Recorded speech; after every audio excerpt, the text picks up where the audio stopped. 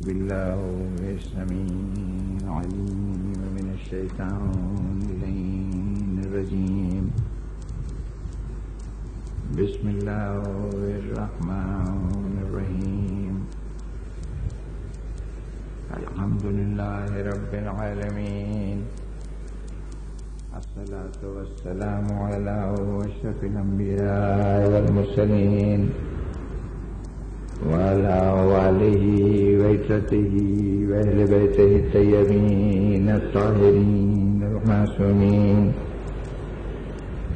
أما بعد فقد قال الله تعالى وتبارك في محكم كتابه المبين. قوله الحق. بسم الله الرحمن الرحيم. إنا نحن نزلنا الذكر وإنا له لحافظون. صلوات.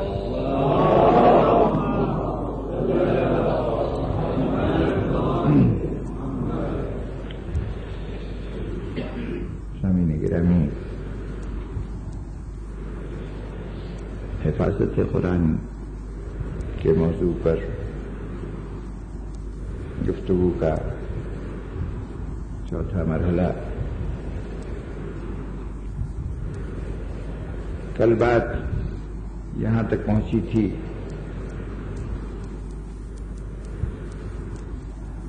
کہ کسی بات کو محفوظ رکھنے کے دو طریقے ماضی میں موجود تھے. ان میں سے ایک طریقہ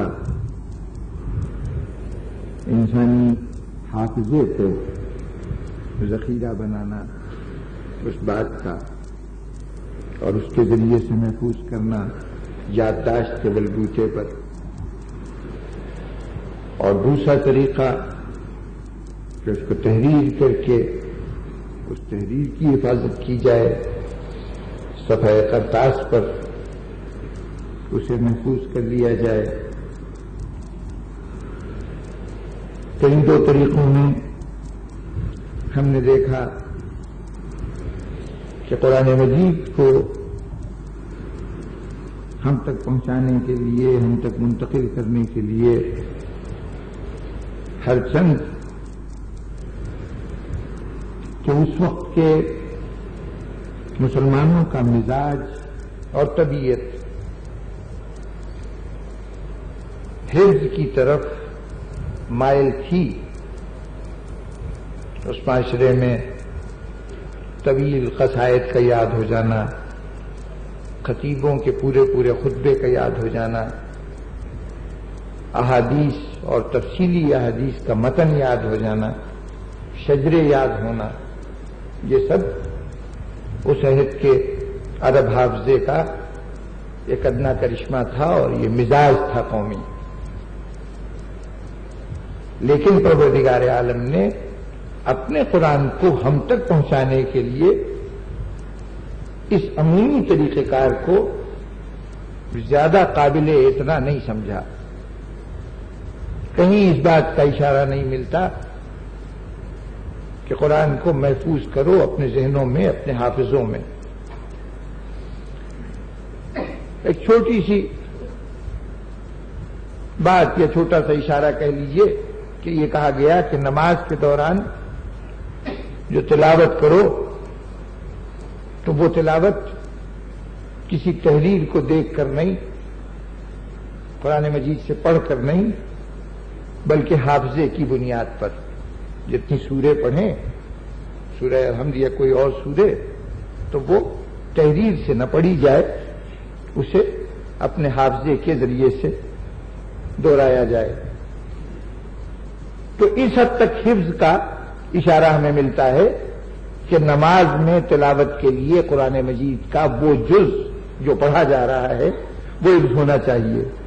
لیکن خیال رہے کہ یہ ضرورت نماز ہے، ضرورت حفاظت قرآن نہیں. یعنی یہ نماز کے لیے شرط قرار دی گئی ہے کہ نماز کی ادائیگی کے لیے جو جز آپ پڑھ رہے ہیں، جو سورے پڑھ رہے ہیں، اسے حفظ کیجیے. یہ ہرگز اس کا مطلب نہیں ہے کہ یہ قرآن کو محفوظ کرنے کا طریقہ ہے، اس لیے کہ اس صورت میں آپ زیادہ سے زیادہ چھوٹی چھوٹی کچھ صورتیں پڑھ لیں گے. آج تک شاید ہی، میرے علم میں تو نہیں ہے، تاریخ میں میں نے کہیں نہیں دیکھا کہ کسی نے نماز میں سورہ بقرہ پڑھی ہو. 2.5 سپاروں کی، 2.25 سپاروں کی سورہ کون پڑھے گا؟ تو وہ چھوٹی صورتیں جس سے بلکہ تلاش کر کے ہم لوگوں نے یاد کی ہیں اور یاد کرائی ہیں، وہ صورتیں کہ جو سب سے مختصر ہوں، 3 آیتوں پر مشتمل، انا اعطیناک الکوثر، وہ اس سورے کو ہم نے یاد کیا اور بچوں کو یاد کرایا کہ بھئی یہ سب سے آسان نسخہ ہے نماز کو جلدی سے خدا حافظ کہنے کا. تو جہاں رجحان یہ ہو وہاں طویل صورتیں کون یاد رکھے؟ تو یہ نماز کی ضرورت ہے، اس حد تک حفظ کا ہمیں اشارہ ملتا ہے. ویسے بھی فضیلت تلاوت قرآن کے سلسلے میں ایک ارشاد متفق علیہ ہے، ہمارے یہاں بھی اس کو اسی نظر سے دیکھا جاتا ہے جیسے ہمارے باقی بھائیوں کے ہاں، کہ حضور نے ارشاد فرمایا کہ قرآن مجید کا پڑھنا، قرآن مجید کا دیکھنا، زبان سے اس کو ادا کرنا، پڑھنا، تلاوت کرنا، اور کانوں سے تلاوت قرآن کو سننا، یہ سب باعث ثواب ہے. اس کے حروف کو دیکھنا، اس کی تلاوت کو سننا، اس کے الفاظ کو زبان سے ادا کرنا، قرأت کرنا، تو قرأت بھی ثواب، سماعت بھی ثواب، اور اس کو دیکھنا بھی ثواب. تلاش کی کہ یہیں کہیں لکھا ہوگا کہ اور اس کو حفظ کرنا، لیکن یہ حدیث دونوں جگہ موجود ہے اور اس میں حفظ کا تذکرہ نہیں. اگر حفظ کا تذکرہ ہو جاتا اس جگہ پر تو یہ حدیث متضاد عناصر کا مجموعہ بن جاتی، خود ہی اپنی تردید شروع کر دیتی. اس لیے کہ جب قرآن مجید، جب حدیث میں ارشاد ہو رہا ہے کہ دیکھنا ثواب، سننا ثواب، پڑھنا ثواب، اب اگر حفظ آ جاتا تو پہلے 3 جو صورتیں ثواب کی تھی اس میں سے ایک کو کاٹنا پڑتا. بھئی یا آپ قرآن مجید کو دیکھ کر پڑھیں گے یا حافظے کی بنیاد پر پڑھیں گے. تو جب حافظے سے قرآن پڑھا جا رہا ہوگا تو دیکھنے کے ثواب سے محرومی، اور دیکھ کر پڑھا جا رہا ہوگا تو حافظے کے ثواب سے محرومی. اس لیے حافظے کو شامل نہیں کیا گیا، دیکھنے کو شامل کیا گیا. یہ مطلب نہیں ہے کہ حفظ کرنا کوئی بری بات ہے، شوق سے حفظ کیجیے، لیکن حافظ کے لیے بھی کہیں بہتر اور پسندیدہ بات ہے کہ وہ اپنے سامنے قرآن مجید کھولے اور حروف کو دیکھتا جائے، زبان سے ادا کرتا جائے. اس طرح ایک طرف تو چہرے ثواب کا باعث ہوگا اور دوسرے روح تلاوت قرآن خطرے میں پڑ جاتی ہے جب انسان حافظے، محض حافظے کی بنیاد پر تلاوت کرے. کیسے؟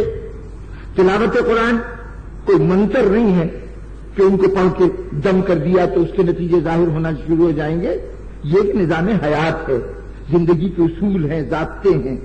ان کو پڑھ کر سمجھنا چاہیے، سمجھ کر اپنے کردار میں ڈھالنا چاہیے، اپنی زندگی کے شعار بنانا چاہیے. تو محض پڑھ لینا کافی نہیں ہوتا. اب ذرا آپ تصور کیجئے کہ ایک انسان نے اپنے سینے میں، اپنے ذہن میں پورا قرآن مجید محفوظ کر رکھا ہے. جب وہ تلاوت کرے گا تو یہ نفسیاتی ضرورت ہے کہ اس کی تمام تر توجہ اس بات پر ہو کہ میرے ذہن کے ذخیرے سے الفاظ صحیح نکلتے رہیں اور میں کہیں بھول نہ جاؤں. رکھی ہوئی چیز، بچے گھر سے بعض اوقات پورا سبق یاد کر کے آ جاتے ہیں، استاد نے کہا کہ سناؤ، اب وہ وہاں سے شروع کرتا ہے کہ جہاں سے اس نے یاد کیا ہے. استاد نے تھوڑی دیر سننے کے بعد کہا کہ ٹوک دیا کہ چھوڑو، اب یہ بتاؤ کہ فلاں واقعہ جو ہے وہ کیسے ہوا تھا. وہ واقعہ بھی اسی کا جز ہے لیکن اب وہ نہیں سنا سکتا. ابتدا سے شروع کیا تھا تو فر سناتا جا رہا تھا، درمیان سے جو پوچھا گیا یہ ایک دفعہ ٹوک دیا گیا اور دوبارہ کہا گیا کہ اب سناؤ وہاں سے جہاں سے چھوڑا تھا یا وہاں سے جہاں سے ہم چاہتے ہیں تو نہیں سنا پا رہا. کیوں؟ اس لیے کہ کہ جس وقت وہ اپنے رٹے ہوئے کو دوہرا رہا تھا ذہن اس کے معنی سے کوئی تعلق رکھ ہی نہیں رہا تھا. ذہن تو دیکھیے یہ انسان کی صلاحیتوں کی حد ہوتی ہے. ایک وقت میں انسانی ذہن ایک ہی کام پورے طور پر کر سکتا ہے. جب توجہ ایک کام پہ ہو تو دوسرا کام وقتی طور پر ملتوی ہو جاتا ہے. بظاہر ایسا ہوتا ہوگا کہ آپ ایک وقت میں 2-3 کام کر رہے ہوں، مثلا ٹیلی ویژن یا ریڈیو پر خبریں بھی سن رہے ہوں، اہلیہ گھر میں دیر سے آنے پر جواب طلبی کر رہی ہوں، ان کے سوالات بھی کان میں آ رہے ہوں اور ان کے اعتراضات بھی، ادھر بھی توجہ ہو، اخبار بھی نگاہوں کے سامنے پھیلا ہوا ہو، کھانا بھی رکھا ہوا ہو، کھانا بھی کھاتے جا رہے ہوں. بظاہر 4 کام ہو رہے ہیں. ہاتھ غذا کھا رہے ہیں، نگاہیں اخبار پڑھ رہی ہیں، کان بیچارے دوہرے مصروف ہیں. ایک طرف سے خبریں ہیں اور ایک طرف سے اپنی بے خبری پر خبر لینا ہے.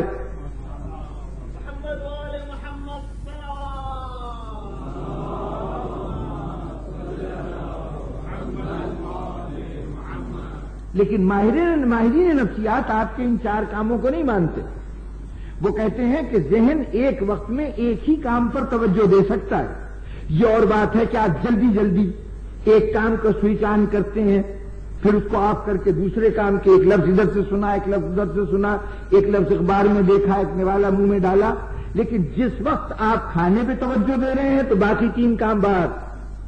یہ نفسیات کہتی ہے. ظاہر ہے کہ تجربوں کے بعد یہ سائنس اب کوئی قیاسی سائنس نہیں ہے، اب وہ لیبارٹریز میں تجربے کر کے ان کے فیصلوں کی تصدیق ہو گئی ہے.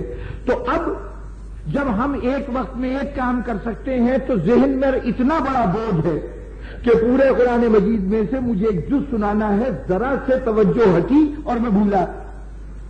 تو اب ذہن کی تمام تر توجہ اس بات پر ہے کہ وہ صحیح لفظ دوہرا دے.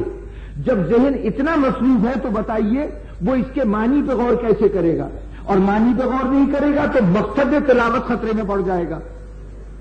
اسی لیے حفظ کرنے میں کوئی عیب نہیں، اچھی بات ہے. آپ کا شغف ظاہر ہوتا ہے قرآن سے، آپ کی دلچسپی ظاہر ہوتی ہے قرآن مجید سے. لیکن جب تلاوت کیجئے تو حافظے کو بنیاد نہ بنائیے، بلکہ کوشش کریں کہ آپ کے سامنے قرآن مجید کھلا ہو، لفظ وہاں سے دیکھتے جائیں. یہ اندیشہ نہ ہو کہ اگر میں نے اس پر توجہ دینی شروع کر دی تو یہ بھول جاؤں گا کہ کہاں تک پہنچا تھا، کون سا لفظ ذہن میں تھا. اس لیے بہتر یہ ہے کہ کتاب سامنے رہے اور اگر کہیں آپ کی توجہ اس کے معنی کی طرف چلی جائے تو اس سے بھولنے کا اندیشہ پیدا نہ ہو. اس لیے یہ کہا گیا کہ الفاظ کو دیکھنا بھی ثواب، سننا بھی ثواب، زبان سے ادا کرنا بھی ثواب. اور یہ تینوں باتوں کو جمع بھی اس لیے کیا گیا کہ ہوا سے خمسہ کے جتنے دروازوں سے ایک وقت میں خبر آتی ہے، جتنے زیادہ دروازے استعمال ہوتے ہیں اتنا زیادہ خبر راسخ ہوتی جاتی ہے. تو اگر قرآن صرف حافظے سے نکل کر زبان سے دہرایا جاتا تو اس صورت میں اس کے راسخ ہونے کا، اس کے مفہوم کے ذہن میں اترنے کا امکان کم ہے. اس کے مقابلے میں نگاہیں دیکھ رہی ہیں، زبان ادا کر رہی ہے، کان سن رہے ہیں. تو اب وہ بات نسبتاً اس بات کی زیادہ امکان رکھتی ہے کہ ذہنوں کے اندر بیٹھ جائے. تو گویا قرآن مجید کے مطالعے کے سلسلے میں یہ حدیث بتا رہی ہے کہ حافظہ اسلام کے نزدیک کوئی اہم ذریعہ نہیں ہے قرآن مجید کو محفوظ رکھنے کا. اور پھر اس سلسلے میں ایک بات تو اتنی واضح ہے کہ جو شخص قرآن مجید کو حفظ کرنا چاہے گا تو کیسے حفظ کرے گا؟ کہیں سے قرآن مجید لے گا، صفحہ کھولے گا، اس میں جو آیات لکھی ہوئی ہیں ان کو بھی ترتیب یاد کرنا شروع کرے گا. آج 5 صفحے یاد کر لیے، آج 2 صفحے یاد کر لیے، آج 1 رکوع ہو گیا، آج دوسرا بھی ہو گیا، تیسرا بھی ہو گیا، اب پہلا سپارہ ختم، دوسرا سپارہ ختم. کہاں سے یاد کر رہا ہے؟ چھپے ہوئے قرآن مجید سے، لکھے ہوئے قرآن مجید سے. تو معلوم ہوا کہ حافظ تو خود مجبور ہے کہ حفظ کے لیے تحریر کا سہارا لے. تحریر محتاج نہیں ہے حافظ کی، تحریر محتاج نہیں تھی حافظ کی، حافظ محتاج ہے تحریر کا. پہلے تحریر ہوگی تب حافظ جنم لیں گے. تو اب حافظ کو محافظ کیسے بنایا جا سکتا ہے قرآن کا کہ وہ خود محتاج ہے کہ پہلے تحریر سے پڑھے تو حفظ کرے، پھر حفظ کو بنیاد بنانا ممکن نہیں ہوگا۔